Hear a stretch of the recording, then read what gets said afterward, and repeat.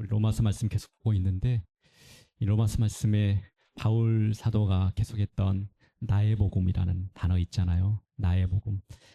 저나 여러분들이 나의 복음이라는 이 분명한 고백이 있었으면 좋겠고, 이 복음이 무엇인지, 그리고 이 복음 앞에 어떻게 살아야 되는지, 어떻게 고백하면서 이 땅에 하나님의 나라를 이루어야 되는 것인지, 그 고백이 나의 고백이 되는, 그래서 그 복음이 나의 복음이 되는 그런 일들이 저와 여러분의 삶에 있었으면 합니다. 우리 교회의 복음이 되고 나의 복음이 되는, 그리고 예수 그리스도의 복음이 되는 그러한 일들을 계속 꿈꾸면서 함께 기도하고 말씀 앞에 씨름하는 그런 공동체 되기를 소망합니다. 오늘 말씀은 두 부류의 사람이 나와요. 첫 번째는 율법을 몰랐던 이방인의 사람들이 나오고요. 또 한 부류는 율법을 가진 유대인, 그러니까 유대인과 이방인. 그러면 뭐죠? 온 세계 사람들인 거예요. 이 두 부류의 사람들이 율법을 몰랐던 사람, 이방인들은 율법을 직접 듣지 못했겠죠. 하나님의 말씀을 듣지 못했을 거예요. 그러면 하나님의 말씀을 듣지 못했던 사람들은 어떻게 죄를 알 수 있을까요? 어떻게 죄를 알고 회개를 하죠? 하나님이 회개를 하고 너가 죄라는 걸 알고 하나님을 만나도록 그렇게 말씀하셨는데 율법을 갖지 몰랐던 사람들, 그 이방인들은 하나님의 말씀을 듣지도 못했고 알지도 못했고, 그럼 그들은 어떻게 했어요? 오늘 성경에 그럽니다. 그들에게는 양심 속에 하나님의 법이 새겨져 있다고. 그러니까 그들의 양심이 이 율법을 듣지는 못했지만은 하나님의 법에서 벗어나고 있다는 것을, 하나님의 말씀에 따라 살지 못하고 있다는 것을 알려준다는 거예요. 양심이 신호가 된다는 거예요. 그래서 결국 그 양심에 따라 살지 못한 사람들, 양심의 꺼리낌이 있잖아요, 우리. 그렇죠? 어린아이들도 양심의 꺼리낌이 있어서 때로는 거짓말하면 또 찔리고 그러는 것 같아요. 그렇죠? 우리 모두가 양심의 거리낌이 있고 양심대로 살지 못하는 것, 그것을 율법을 몰랐던 이방인들에게 심판의 잣대가 된다고 말씀하세요. 그래서 결국 그 율법을 몰랐던 이방인들도 그 양심이 증거가 되어서 결국 죄인이고 하나님의 심판을 피할 수 없다. 그것이 오늘 본문의 이야기였어요. 그리고 또 하나, 율법을 가진 유대인들은 어떠냐? 하물며 뭐 하겠습니까? 율법을 몰랐던 이방인조차도 그와 같이 죄인이고 하나님의 심판을 피할 수 없을 정도인데, 율법을 가졌던 하나님의 말씀을 듣고 평생에 하나님의 말씀대로 살겠다고 그렇게 기도하면서 살았던 그 사람들은 율법을 자랑하고 그리스도인임을 자랑하고 하나님의 자녀라는 걸 때로는 자랑하면서도 그 말씀대로 살지 못했던 것들, 그것이 증거가 되는 거예요. 그래서 모두가 다 죄인이고 하나님의 심판을 피할 수 없다는 거예요. 오늘 우리 식으로 말하면은 우리가 성경 공부 하잖아요. 그리고 수련회도 경험도 많잖아요. 그런데 살아내지는 못하는 거예요. 그렇죠? 그것이 바로 율법을 가진 유대인의 모습과 똑같다는 거예요. 그것이 우리의 심판의 잣대가 된다. 그래서 유대인이나 율법을 알지 못하는, 성경을 알지 못하는 이방인들 모두가 다 죄인이고 하나님의 심판을 면할 수 없다. 이것이 오늘 본문의 이야기입니다. 저는 오늘 이 본문 중에서도 특별히 로마서 2장 13절 말씀을 오늘은 또 주목하고 싶어요. 13절 말씀 한번 다시 우리 천천히 읽으십시다. 율법을 듣는 자가 하나님 앞에 의인이 아니요 오직 율법을 행하는 자라야 의롭다 하심을 얻으리니. 율법을 듣는 자가 하나님 앞에 의인이 아니고 율법을 행하는 자라야 의롭다 하심을 얻으리니. 이제 우리가 또 2장 13절로 지금 우리가 내가 뭔가 이 모든 그 의로워지는 것, 구원받는 것, 하나님의 생명을 얻는 것, 그것이 나한테 달렸다고 생각할 때, 그럴 때 우리는 항상 어디로 들어가 보는 거예요? 복음 안에서 다시 이것을 들여다보는 거예요. 그래야 길을 잃지 않고 이 말씀에서 의도하는 정확한 말씀을 우리가 들을 수 있어요. 그래서 오늘도 오직 율법을 행하는 자라야 의롭다 하심을 얻으리니. 그러면 우리는 율법을 행하는데 아까 율법을 가진 유대인들 모든 그들도 모두 죄인이고 하나님의 심판을 면할 수 없는 상태다. 그렇게 이야기했어요. 그리고 바로 로마서 3장 뒷장이 넘어가서 3장 20절에 바울 사도는 또 이렇게 말합니다. 율법의 행위로는 의롭다 하심을 얻을 육체가 없나니. 자, 로마서 2장 13절 뒷부분과 로마서 3장 20절 말씀을 비교해서 한번 읽어보십시다. 2장 13절입니다. 오직 율법을 행하는 자라야 의롭다 하심을 얻으리니. 바로 뒷장에 가서 3장 20절입니다. 율법의 행위로는 의롭다 하심을 얻을 육체가 없나니. 어때요? 말이 달라지죠. 사도 바울 스님이 2장에 했던 이야기를 까맣게 잊어버려가지고 한 몇 년 뒤에 쓰셔가지고 3장에 은혜 받은 뒤에 썼을까요? 2장에는 좀 복음을 오해하고 그랬을 때, 그리고 뛰어넘어서 오랜 시간 끝나고 3장을 썼을까요? 그거 아니겠죠. 그러면 이 2장에 이 말씀에 분명한 의도가 있을 거라는 거예요.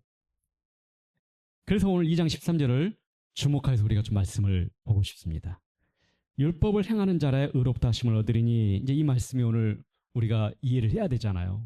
율법을 행해야 의롭다 하심을 얻어? 하나님의 법대로 행해야지. 하나님의 말씀대로 순종해야지. 율법 하면은 성경에 그 수많은 하나님의 말씀들, 순종하라고 하는 말씀들 다 그것까지는 모르겠고, 십계명에 나오는 10가지 계명조차도 하루에 한두 번씩은 꼭 어기고 벗어나 있는데, 율법을 행하는 자라야 의롭다 하심을 얻으리니 우리는 의롭다 하심을 여길 수 있는 존재가 아니다라는 그 결론이 우리 스스로가 나오는 거예요. 그렇죠? 의롭다 하심을 얻으리니 이 말씀부터 먼저 보겠습니다. 의롭다 하심을, 로마서에서는 복음이란 단어와 함께 꼭 중요하게 등장하는, 그 횟수만큼 등장하는 단어가 의라는 단어예요. 의. 우리가 다른 요한복음이든 다른 성경의 복음에서는 사랑이란 단어 많이 우리가 봤잖아요. 그렇죠? 하나님이 이처럼 사랑하사, 이렇게 해서 사랑이란 단어를 많이 익숙하게 하는데, 로마서에서는 그 사랑이란 단어보다 훨씬 더 많이 의라는 단어를 말해요. 의. 그럼 의는 사랑의 반대편의 이야기예요. 그래서 의하면은 우리는 의롭게 살아야 된다. 내 안에 달려있는 뭐가 하나님의 은혜를 받기 위해서 나한테 무엇인가 달려있는 것처럼 그렇게 우리가 이해를 하는데, 사랑은 하나님이 사랑하신다. 사랑은 하나님께 달려있고 의는 나한테 달려있는 것처럼 우리가 착각을 하는데, 사랑의 반대면에 반대면에 똑같은 겁니다. 의는, 사랑과 의는 같은 쌍이에요. 그래서 여러분들이 하나님의 사랑을 복음 안에서 올바르게 이해를 하기 시작하면은 의로움은 이 단어를 올바르게 이해할 수 있어요. 그래서 특별히 이 사랑과 의라는 이 두 단어를 같이 잘 이해했으면 좋겠어요. 그러면 우리가 복음이 주각나지 않아요. 하나만 우리가 취하다 보니까요, 우리의 소견에 오른 대로 사랑을 취하다 보니까 방종에 빠지고요, 하나님의 진짜 그 깊은 복음의 능력을, 그 거룩함을 잃어버리고요, 의라는 단어를 내 소견에 오른 대로 이해하고 또 그렇게 신앙생활 하다 보니까 모든 게 나한테 달린 것처럼 그렇게 신앙생활 합니다. 내 행동에 달린 것처럼. 하나님의 복음과 십자가의 은혜가 무엇인지 그 깊이를 모른 채 내 안에 있는 것들만 끌어내려고 합니다. 아무것도 없는데요. 그렇죠? 우리 안에 바닥난 건데 그 바닥난 것을 딱 긁어가지고 하나님 앞에 보이려고, 하나님 앞에 나아가는 그 자랑거리 삼으려고 그냥 딱 긁어내는 거예요. 그냥 빈순에만 요란한 겁니다. 그래서 이 단어가 두 개가 같이 이해됐으면 좋겠어요. 율법을 행하는 자라야 의롭다 하심을 얻으리니, 의롭다 하심이라는 단어에서 의라는 단어를 우리가 또 한번 기억을 또 되살려 봅시다. 의라는 단어가 어떤 단어라고 기억하십니까? 의.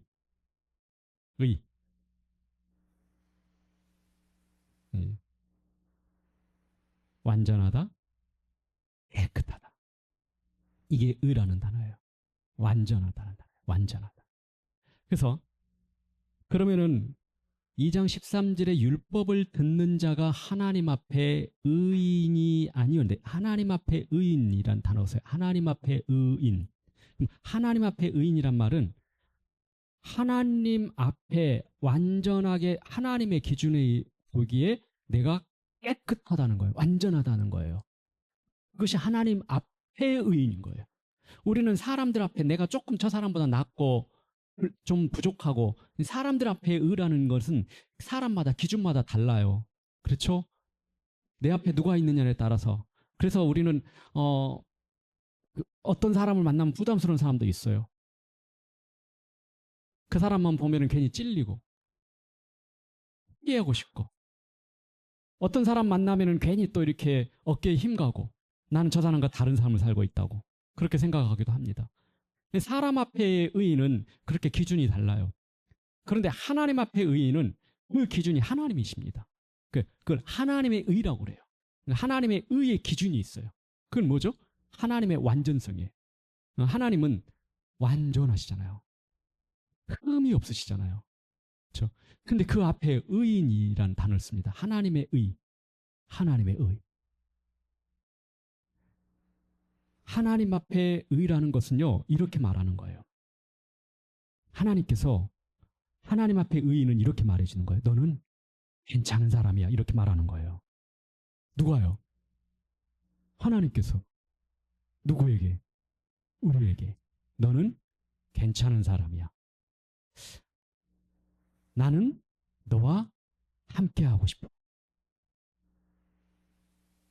이것이 하나님이 말씀하시는 거라고요. 하나님 앞에 의인이라는 것은. 그런데 하나님 앞에 우리가 나가면은 하나님의 이 소리가 들려지지 않잖아요. 너는 괜찮은 사람이야. 난 너와 함께 하고 싶어. 더 가까이 만나고 싶어. 그 말씀을 들으면은, 사랑으로 들으면은 너무 좋은데, 또 깊이 가다 보면은 내 모습이 보이니까 그 밝은 빛 아래서 자꾸 숨어버리고 싶고, 하나님 저 같은 사람이. 그래서 더 못 가요. 이 하나님 앞에 의라는 게 그래요. 하나님이 말씀하신 이 하나님의 이 내면의 소리가 처음은 좋은데 갈수록 부담입니다. 감당하기 어려워요. 너는 괜찮은 사람이야. 너와 함께하고 싶고, 너와 더 가까이 보내고 싶고, 친밀하게 교제를 나누고 싶다. 그런데 양심이 자꾸 나를 찔려요. 야, 네 그 양심에 생각해봐 한 번만. 네가 그런 소리를 들을 자격이 있어? 이렇게 말하는 거예요. 그 소리를 자격이 있는 사람인지 아닌지를 내 양심에서 나를 비추기 시작하는 거예요. 그러면 우리 누구도 하나님의 그 소리에 반응할 수가 없어요. 하나님, 저는 아직 자격이 없어요. 하나님의 앞에 기도할 자격도 없고요. 하나님 일할 자격도 없고, 하나님의 부르심 받을 자격도 없습니다. 하나님의 사랑받을 자격도 없어요. 이렇게 우리는 우리 스스로를 또 정죄하고 죄책감과 함께 하나님 앞에 적당한 거리를 유지하게 합니다. 하나님 앞에 의인이다. 하나님의 의에 충족한 사람이다. 누구도 저를 비롯해서 여기 있는 모든 어떤 사람도 이 기준에 충족된 사람은 없다. 그것이 성경의 말씀이에요. 모든 사람이 율법의 행위로는 의롭다 하심을 얻을 육체가 없나니. 그래서 어떻게 해야 돼요? 하나님 앞에 우리가 나가야 되고 하나님께 친밀한 교제를 나눠야 되는데, 오늘 이 심판은 또 율법의 행위로 완전해야지 하나님의 심판을 면할 수 있다는데, 내가 하나님의 의의 기준을 다다를 수가 없는데 하나님 어떻게 해야 됩니까? 이게 이제 우리 인간의 딜레마예요. 이 고민을 우리가 해야 됩니다. 이 고민을 해야지 우리가 하나님의 복음의 깊은 것을 이해할 수 있고요. 하나님과 지금보다 훨씬 더 깊은 하나님과 친밀한 교제를 누릴 수가 있는 거예요. 그냥 하나님이 나를 사랑하신데 이렇게 끝내버리면 안 되는 거예요. 그 사랑의 깊이가 무엇인지 우리가 알아야 되는 거예요. 그 사랑의 깊이가 무엇인지, 그 넓이가 얼마나 넓은 것인지, 그 사랑, 하나님이 사랑하시는 그 사랑이 하나님께서 어떤 대가를 지불하셨는지, 내가 그 사랑을 받았는데 그 사랑이 어떠한지를 알려면은요, 이 하나님의 의의 기준을 알아야 돼요. 그래서 그런데 우리에게는 이 하나님의 의의 기준에 충족된 사람이 없는데 바울이 로마서 1장에 이미 이 이야기를 했어요. 1장 17절에 어디에요? 하나님의 의가 나타났대요. 어디에요? 복음 안에 하나님의 의가 나타났대요. 우리는 하나님의 의를 누구에서 찾는다고 그랬어요? 하나님 앞에 나가려면 그 의를 나한테 찾으려고 했단 말이에요. 나한테 그런 하나님이 받으실 만한, 하나님이 나를 사랑하실 만한, 하나님의 응답받을 만한, 하나님의 가까이 할 만한 그런 의가 있을까라는 그런 의의 행동, 의로운 행동이 있을까? 이것을 찾았는데 나한테 있는 게 아니라 하나님께서 말씀하세요. 그 하나님의 의의 기준이 어디에 있다고요? 복음 안에 나타나 있대요. 복음 안에. 그래서 나한테 찾는 게 아니라 어디에서 찾아야 됩니까? 복음 안에 찾아요. 그럼 복음이 뭐예요? 복음이 뭡니까?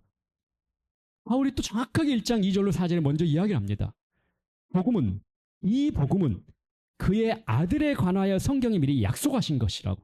그의 아들에 관한 것이랍니다. 이 복음은. 그의 아들에 관한, 그의 아들이 어떻게 했냐면 육신으로 나셨고 성령으로 잉태되어 육신으로 나셨고 십자가에 죽으셨으며 다시 그 죽음 가운데서 부활하신 곧 우리 주 예수 그리스도시라고. 이분이 바로 복음이라고 우리에게 말씀하세요. 이분이 복음이라고. 그 예수 그리스도 안에 하나님의 의를 거기다가 나타내 보이셨대요. 나한테 찾는 게 아니라 어디서 찾아야 돼요? 그리스도 안에서 찾아야 된다고요. 예수 그리스도 안에서.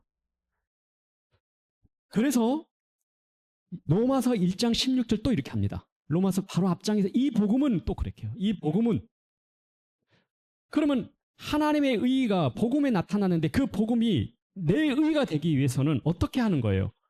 로마서 1장 16절에 이 복음은 모든 믿는 자에게 구원을 주시는 하나님의 능력이 됩니다.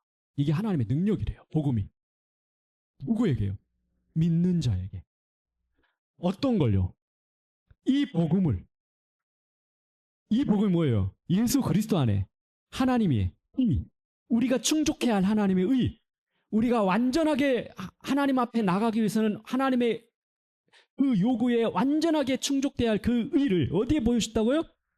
거기다 담아 놓으셨대요. 예수 그리스도 안에. 그것을 믿는 자는 구원을 얻는다. 하나님의 생명을 얻는다.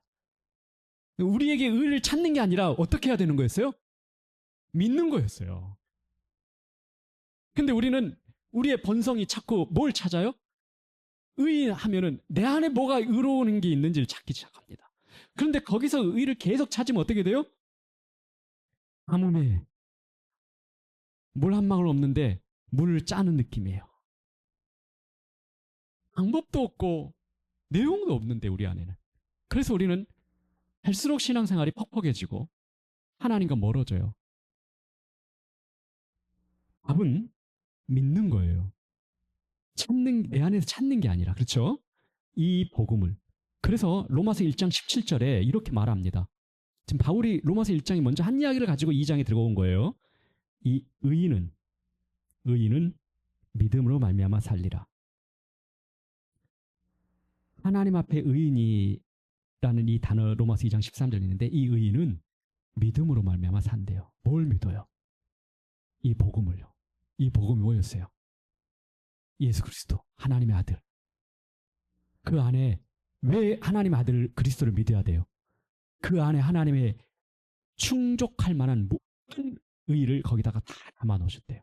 그것을 우리가 받아들이면, 그러면 이제 그때 우리가 믿음으로 하나님과 예수 그리스도와 연합되면 우리의 의의 충족은 어디에서 일어납니까?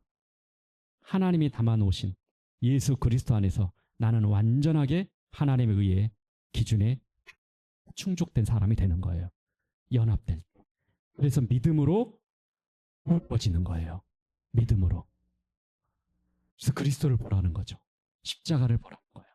여러분 회개를 해도 이렇게 우리가 이 복음 안에서 믿음으로 살아가지 않으면, 내가 어떤 존재를 알지 못하면 회개도 어떻게 해요? 그냥 긁어내는 거예요. 밥 한 톨 없는데 막 이거 뭐예요 이거? 그걸 긁어내는 거예요. 소리만 조그만한 거예요. 회개를 해도. 그냥 눈물만 나고요. 소리만 요란하고요. 시끄러울 뿐이에요. 그런데 끝나고 나도 여전히 해결이 안 돼요. 왜요? 그리스도를 진짜 믿어야 되거든요. 이 복음이 진짜 믿어져야 되거든요. 믿어지지 않으면 전부 나한테 찾거든요. 회개하는 그 능력도 나한테 끌어내려고 하거든요. 양심에서.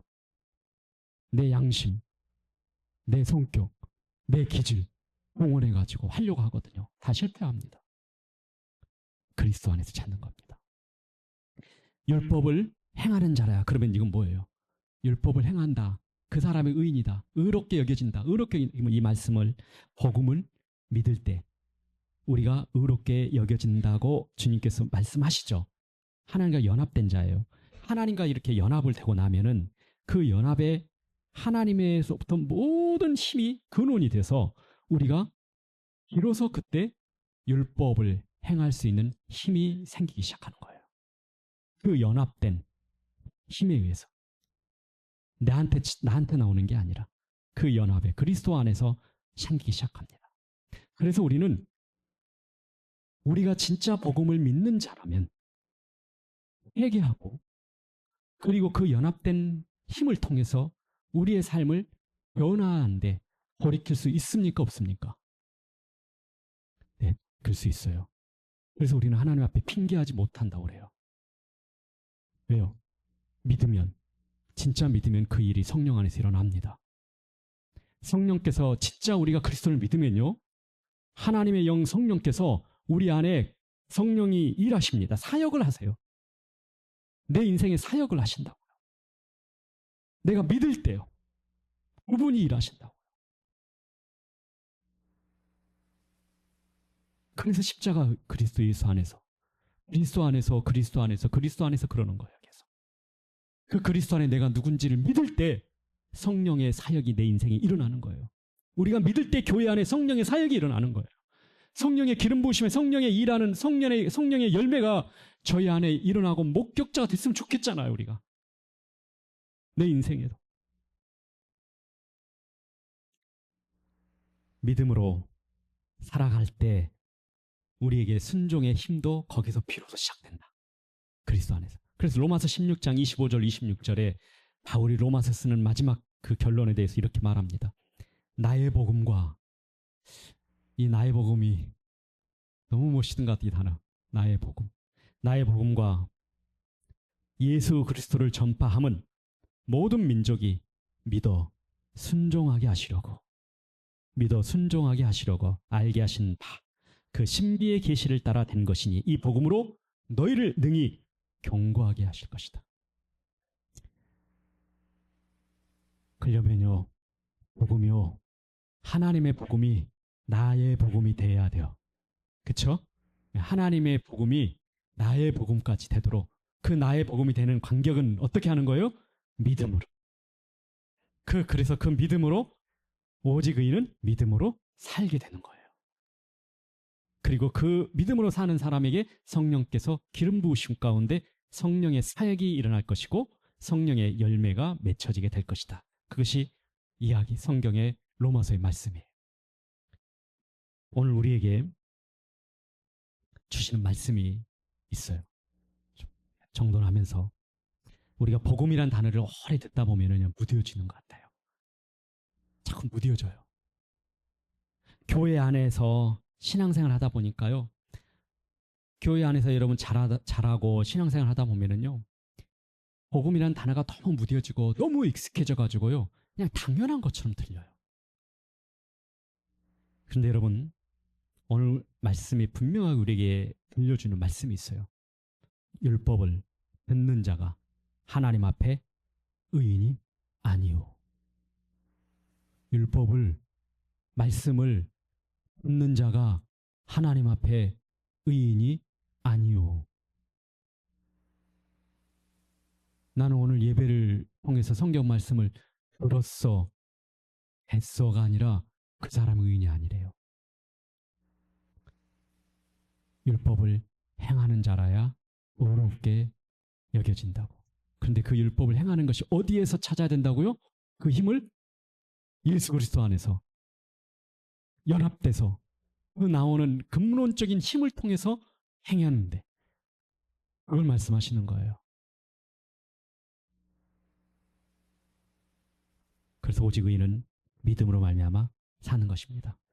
우리가 이 믿음으로 살게 될 때 양심에 찔리는 것으로만 머무르지 않게 돼요. 저나 여러분들이 우리가 성령께서 우리의 양심을 조명하시고 말씀을 들려줄 때 우리에게 찌르시고 그러시잖아요. 교훈하시고 거기에 머무르지 않고 책망도 하시고 책망만 하시는 게 아니라 우리에게 바르게 하기를 원하시고요. 그리고 다시 의로 교육하시고 이 말씀을 하실 때 우리는 양심에 찔리는 것으로만 머무르지 않게 하시는 거예요. 우리가 양심에 찔리는 것으로만 머무르지 않기를 축복합니다. 하나님의 음성 앞에서 하나님의 말씀이 들려지는데 하나님 저는 연약해서 아무것도 할 수 없어요. 이렇게 하면서 무력한 자로 끝내지 않기를 축복합니다. 우리는 하나님 앞에서 성령께서 우리 안에 사역을 하실 때는 더 이상 무력한 자가 될 수 없어요. 성령의 능력을 통해서 하나님의 한없는 일들을 증언하는 증인이 될 수 있습니다. 하나님의 영광을 드러낼 수 있고요.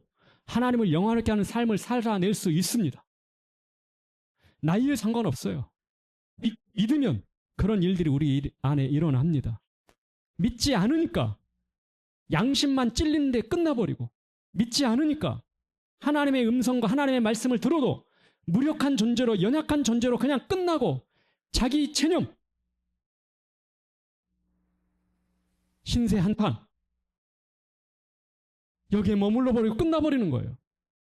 이게 복음의 능력이 아니라는 거예요. 복음의 능력은 우리가 믿을 때 그것이 우리 인생의 능력이 된다는 것 꼭 기억하시고 우리 교회 안에 그런 복음의 능력이 충만해지고 성령께서 사역하시는 그런 일들이 우리의 목격자가 되고 그런 증인이 되는 삶을 살기를 간절히 소망하면서 이 말씀 마치고 함께 기도하십시다. 잠시 기도하십시다.